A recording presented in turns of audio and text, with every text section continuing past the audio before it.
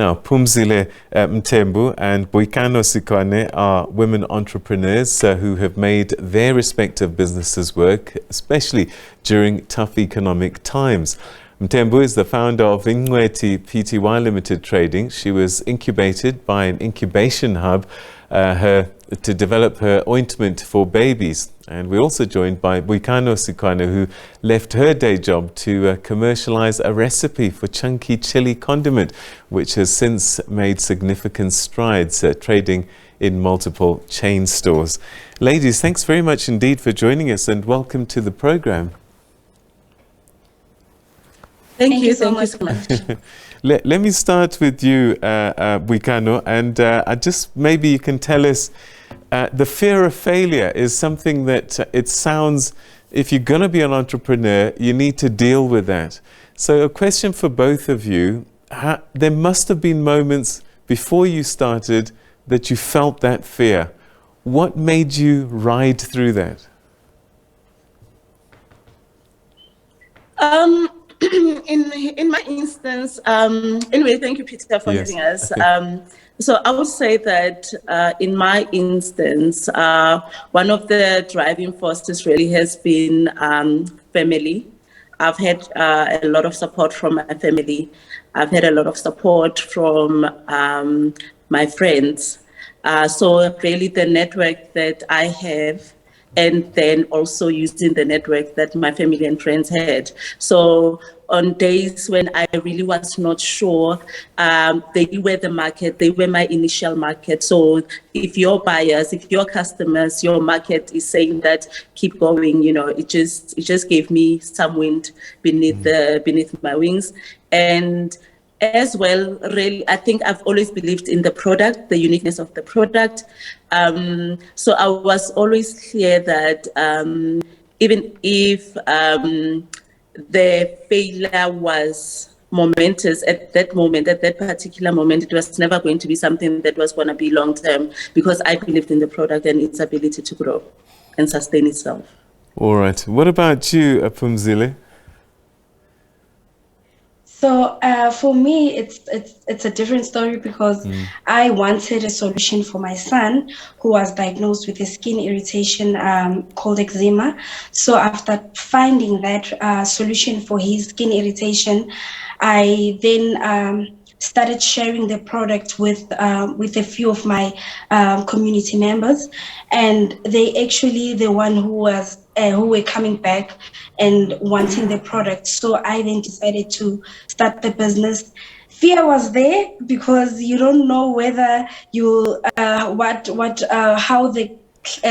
the market will respond to you, and having to have a product that is not tested, that is not labeled, that is like when I was starting, I didn't have any of the right requirements for me to have a product at that time.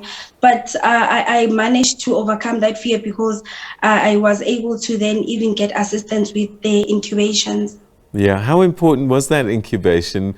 We heard from Boikano, she had a lot of support from family, but this incubation must have been a great support for you. And is that something that you would recommend other people try and get into? Yes, my first incubation center was the Innovation Hub.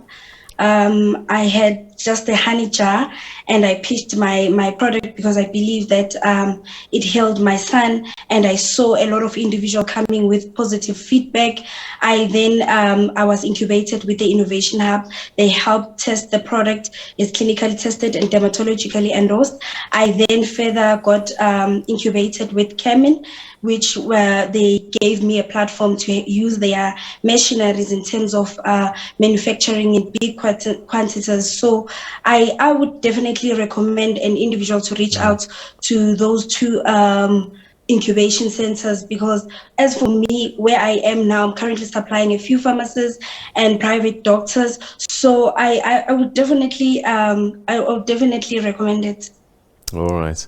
Boikano, I just wonder about the running of businesses.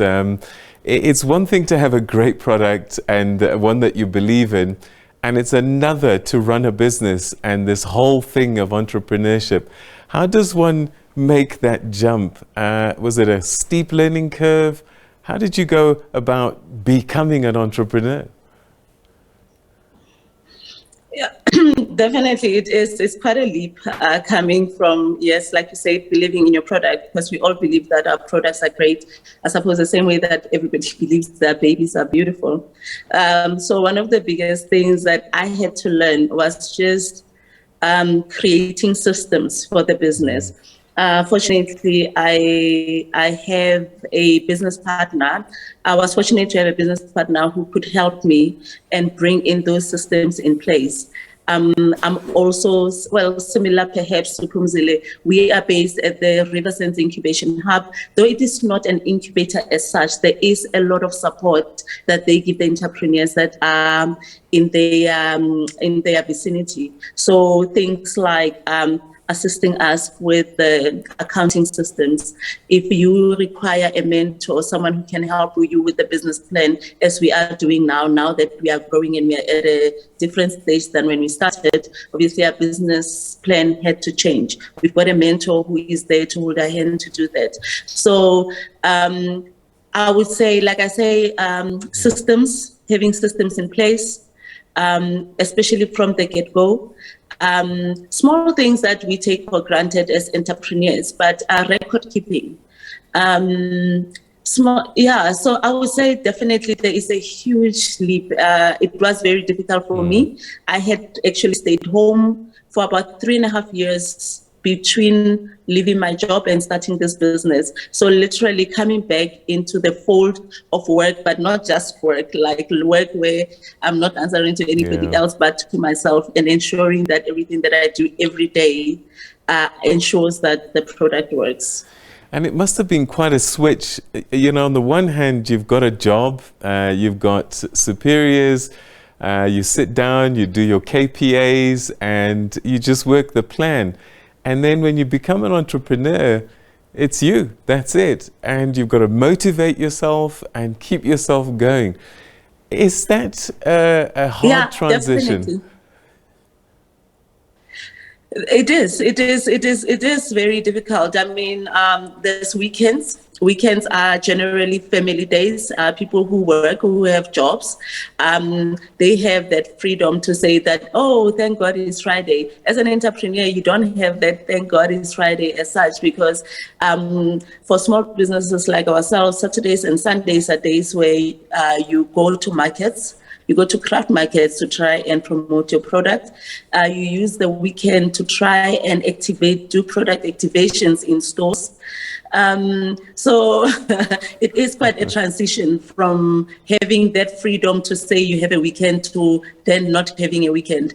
But also there are some pros to it, because you know, depending on where your business is, you can say, for example, that Mondays are for admin, Tuesdays are for store visits. You can then create your own little program that works for you and hopefully also works for your family, because I think that's the other thing that as entrepreneurs we struggle with, you know, just getting that balance. As much as you are transitioning, you have to like now bring these people that are used to you having weekends for them, understanding that weekends are no longer for them, but for the business. It is quite a transition. Yeah, and keeping yourself motivated must be quite a thing. Phumzile, you were just looking for a solution to sort out the issues with your baby. You didn't necessarily set out to become an entrepreneur, but in that journey, do you think that most people could be entrepreneurs? Because I think there is a lot of fear about the unknown, and you had no idea before, but now you are there. Is this something that everybody with a little bit of help can do? I believe that entrepreneurship is all about bringing in solutions. So for me, I had a problem and I had to step out of my comfort zone. So I believe that if everybody, you see a gap in the market, or you are facing a certain problem and you have an idea on how to solve that problem, I believe that we have some sort of a spirit of entrepreneurship in ourselves, and I believe that is possible for individuals to come up with solutions to address in their communities or in South Africa as a nation. All right. We kind of started a little bit of a conversation here. How do you keep a balance now? Because your business must take a lot of your time and your energy, but you've got a little boy and a family to take care of. How do you make sure that entrepreneurship must include balance? I believe, like she said, that you just need to have some sort of schedule and draft everything. And then for me, I then have a support system. I have a mentor, which in a case where I feel that I need to bounce in or vent out into him, whether I have challenges or whether I am facing or have certain ideas. So I believe that if you then have a schedule or a mentor or a business coach, then they are able to even help you balance everything. With family, it's a bit difficult because, like she said, that weekends are mostly for families, but for entrepreneurs, weekends are where you make more money. So you need to actually schedule your things accordingly in order for you to then serve everyone and be a good mother and be a good wife and also be a good business individual. Okay, all right. We're wrapping up now, and I want to start with you, Boikano. If you could give some advice. What's the best advice based on your journey for somebody who might want to become an entrepreneur, particularly women, because I think we need to recognize women who step forward in this month. What's your best advice that you wish you were given before you started your journey? I would say that we must be open to learning. Yeah. We really don't know much when we start. Actually, we don't know anything. So we must have the capacity to learn. We must be courageous and confident enough to know that even that which we are still going to climb, or those hard lessons that we're going to learn, we are more than capable. If there are people who are actually made to achieve and to get over any adversity, is women, especially, I would say especially women in Africa.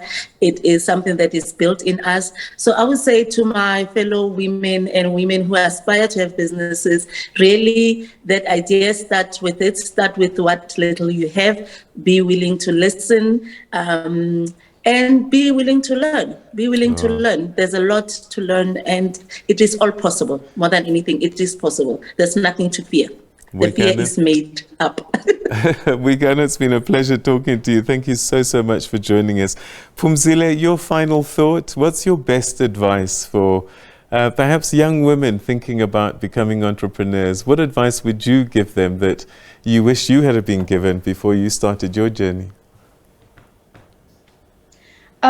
Having to start with a little that you have. It's okay to start small. You don't have to start big. So having to even reach out to the platforms or opportunities that are actually there for us, and not say I do not have opportunities for me to start the business. Incubation centers are there, funding agencies are there for us to then tap into those grants or opportunities to scale up our businesses. So I would rather say they should not fear, they should go for it, go to these agencies and knock in those doors, whether it's corporate companies or government agencies. In order for them to grow, they have to start small. You don't have to start big. You just need to keep going. All right. Well, to both of you, keep going. I'm hoping that one day I'll be able to buy shares on the JSE with your companies listed. Thanks so much, and good luck with the rest of your journey. Thank you. Thank you so much. All right, there's two amazing entrepreneurs who've started their journeys, and it could be you. Listen to their story.